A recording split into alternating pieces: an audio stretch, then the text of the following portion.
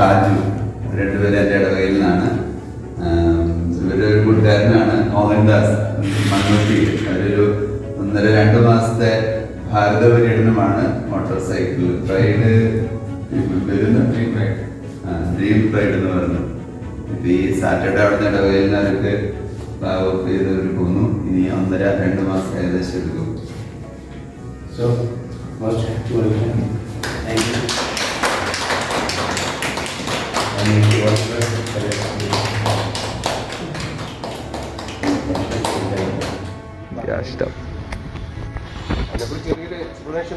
ഇത് ഗ്യാസ് സ്റ്റൗവാണ്. ചെറിയ നമുക്ക് ചായ വെക്കാനായിട്ട് അതിനുള്ള പാത്രം നമ്മൾ കരുതിയിട്ടുണ്ട്.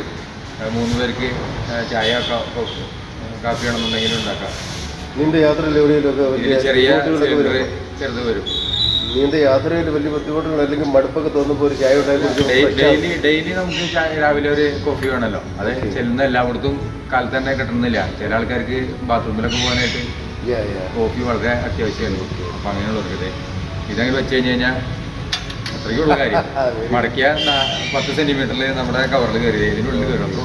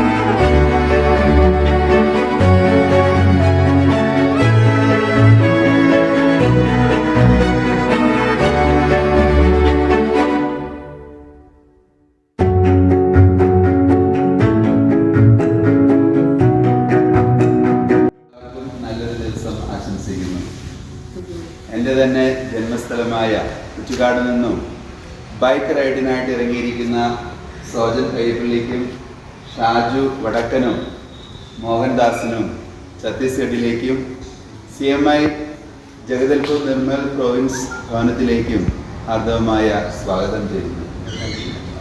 നിങ്ങളുടെ യാത്രയെക്കുറിച്ചൊന്ന് വിവരിക്കാമോ?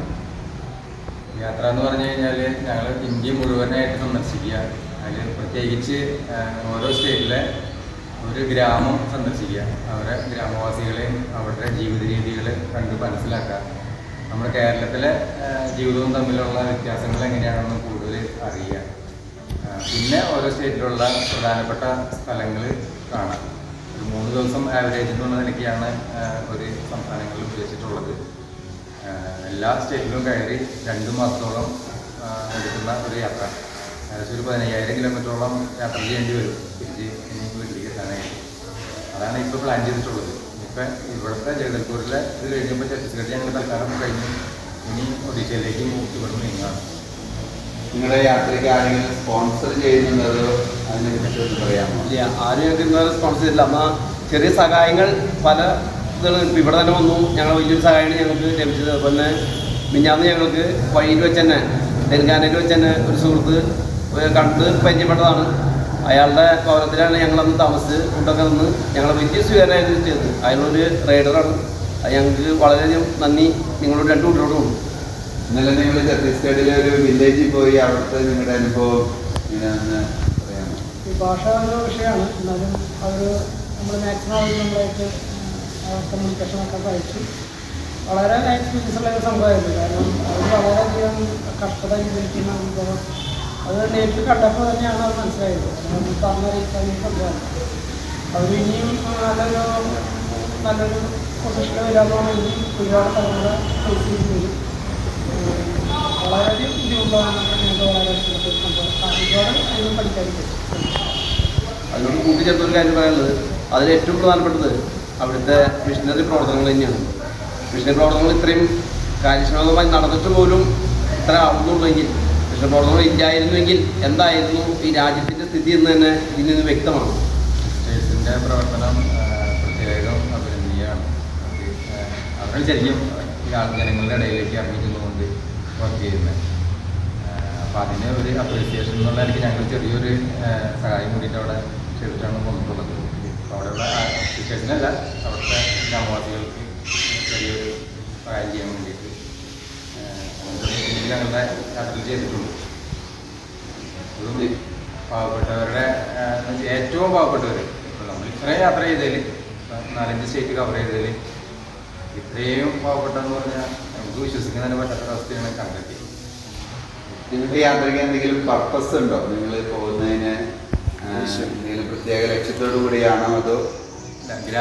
ഗ്രാമവാസികളെ അടുത്തറിയാന്നുള്ളതാണ് മെയിനായിട്ടുള്ള ലക്ഷ്യം.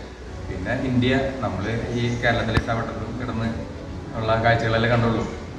എന്താ ശരിക്കും പറഞ്ഞാൽ പൊട്ടക്കിണറ്റിലെ തവളയാണ് നമ്മൾ പുറത്തേക്ക് ഒന്ന് ചാടി നോക്കേണ്ടതാണ് എങ്ങനെയുണ്ടെന്ന് അറിയാനായിട്ട്. ഒരു രാജ്യത്തിൻ്റെ സൗഹാർദ്ദം കൂടിയാണ്. കാരണം ഒരു ഭാഷ, സംസ്ഥാനം, ജനങ്ങൾ അവരുടെയൊക്കെ പോരായ്മകളും കൂടുതലുള്ളതും നമ്മൾ മനസ്സിലാക്കി അവരിലൂടെ കടന്നു പോകുമ്പോൾ അവരെ പറ്റി നമുക്ക് കൂടുതൽ അറിയാനും നമ്മളെ പറ്റി കുറേയൊക്കെ അവർക്ക് ചിലർക്ക് മനസ്സിലാക്കാൻ സാധിക്കും എന്നുള്ളതാണ് ഇതിൻ്റെ ഒരു സന്ദേശം ഞങ്ങൾക്കുള്ളത്, പറയാനുള്ളത്. ഈ പുറത്തുനിന്ന് കാണുന്നവർക്ക് പക്ഷേ തോന്നും ബൈക്ക് റൈഡ് ഒരു വളരെയധികം എൻജോയ് ചെയ്യുന്നുണ്ട്. പക്ഷേ അങ്ങനെയല്ല. അതിലേക്ക് വരുമ്പോഴാണ് 4 ദിവസമായിട്ടുള്ളൂ ഞങ്ങൾക്ക് ഒരുപാട് കഷ്ടപ്പാടുകളാണ് ബൈക്ക് റൈഡിൽ അനുഭവിക്കാൻ പറ്റുന്നത്. നിസ്സാരമായിട്ട് ആരും കാണണ്ട. അത് വലിയൊരു അത് അനുഭവിച്ചാലേ അങ്ങനെ മനസ്സിലാവുള്ളൂ. പറഞ്ഞ് മനസ്സിലാക്കാൻ സാധിക്കും. ഓക്കെ, നിങ്ങൾക്ക് ഞങ്ങളുടെ CMI നിർമ്മൽ പ്രോവിൻസിൻ്റെ പേരിലും ഇവിടെയുള്ള ജഗദൽപൂർ രൂപതയുടെ പേരിൽ ഞങ്ങളുടെ എല്ലാ അച്ഛന്മാരുടെയും ഇവിടെയുള്ള മലയാളി സമൂഹത്തിൻ്റെ പേരിലും എല്ലാവിധ ആശംസകളും അനുഗ്രഹങ്ങളും പ്രാർത്ഥനകളും നൽകുന്നു. All the best. ഞങ്ങളുടെ നന്ദി പ്രത്യേകം അറിയിക്കുകയാണ്. 2 ദിവസവും ഞങ്ങൾക്ക് ചെയ്തു തന്ന എല്ലാ സഹായങ്ങൾക്കും, പ്രത്യേകിച്ച് നല്ല ഭക്ഷണവും താമസവും ഒരുക്കി തന്നതിനുള്ള ഞങ്ങളുടെ 3 പേരുടെയും നന്ദി പ്രത്യേകം അറിയിക്കുന്നു. Thank you.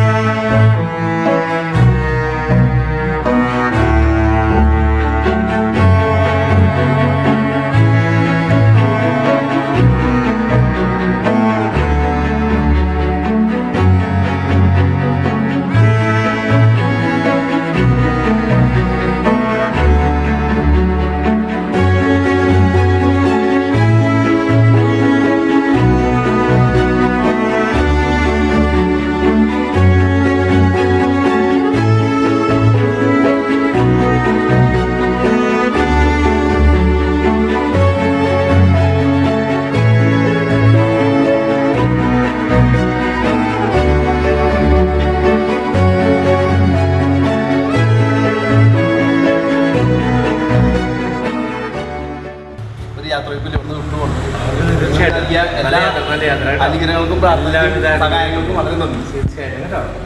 എന്ന് പറയുന്നുണ്ടോ? അത് പ്രത്യേകം ഞങ്ങൾ നന്ദി പറയുന്ന കാരണം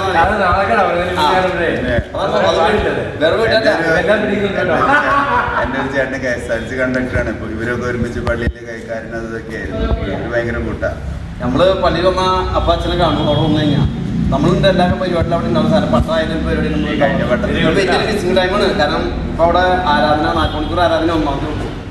അപ്പൊ അങ്ങനെ ഒരുപാട് പരിപാടികളുണ്ട് നടക്കും. ഇപ്പൊ ഓൾറെഡി ഞങ്ങളുടെ 2-3 CM അച്ഛന്മാരുണ്ട് അവിടെ. ഇത് വേറെ ഒന്നിക്കാൻ വേണ്ടിയില്ലേ ആങ്ങളുടെ മോൻ ഫ്രാൻസിസ് കണ്ണപ്പുഴ, പിന്നെ വേറെ ഉണ്ട്.